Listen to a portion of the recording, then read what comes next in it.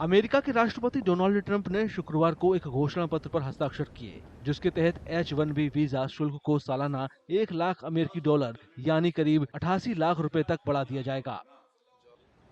कुछ गैर अप्रवासी कामगारों के प्रवेश पर प्रतिबंध शीर्षक वाला ये आदेश नए आवेदनों और नवीनीकरण दोनों पर लागू होता है, जिससे भारतीय प्रौद्योगिकी पेशेवरों पर सबसे ज्यादा असर पड़ सकता है।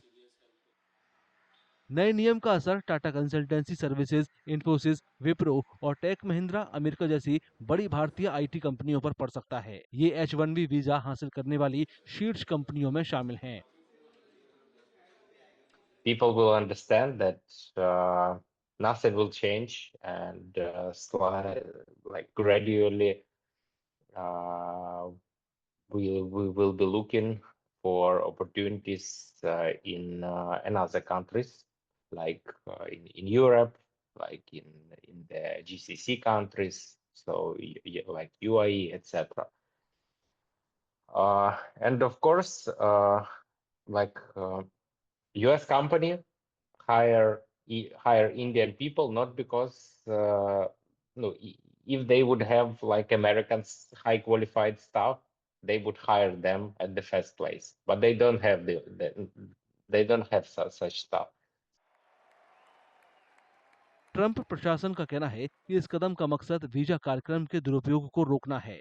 दावा है कि आउटसोर्सिंग कंपनियों द्वारा अमेरिकी कामगारों की जगह पर कम वेतन वाले विदेशी कामगारों को रखने के लिए इसका गलत तरीके से इस्तेमाल किया गया है। ट्रंप प्रशासन ने कहा कि इस कदम का मकसद अमेरिकी कामगारों की सुरक्षा और ये सुनिश्चित करना है कि कंपनियों के लिए वास्तव में असाधारण लोगों को नियुक्त करने और उन्हें अमेरिका लाने का रास्ता साफ हो। उसके मुताबिक इस कार्यक्रम के तहत अमेरिका के खजाने के लिए 100 अरब अमेरिकी डॉलर से ज्यादा धनराशि जुटाई जाएगी। US technology sector will go down. See like big names like Apple, like Google, who will move their offices or their staff to some different countries. Canada, maybe Canada also, but most likely to the European or some like countries, GCC countries like the UAE. To keep stuff there is cheaper. इस घोषणा की तीखी आलोचना हुई है। अमेरिकी सांसदों, उद्योग जगत के लीडरों और सामुदायिक प्रतिनिधियों ने इस फैसले को लापरवाही से भरा और दुर्भाग्यपूर्ण बताया है। उन्होंने चेतावनी दी है कि शुल्क में कुछ हजार डॉलर में 1 लाख डॉलर तक की भारी बढ़ोतरी से अमेरिका के इनोवेशन इंजन और छोटे व्यवसायों को नुकसान पहुंच सकता है। प्रतिभाओं को कनाडा और यूरोप जैसे प्रतिद्वंदियों की ओर धकेला जा सकता है और अमेरिकी टेक इंडस्ट्री को नुकसान हो सकता है। भारतीय पेशेवर H-1B वीजा धारकों का सबसे बड़ा समूह है। ऐसे में उस पर गंभीर असर देखने को मिल सकता है।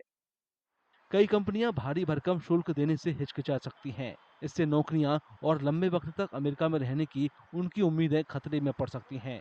इसमें नवीनीकरण की भी व्यवस्था है। ऐसे में अमेरिका में पहले से ही मौजूद हजारों लोगों को अब अपने भविष्य को लेकर नई अनिश्चितता का सामना करना पड़ रहा है।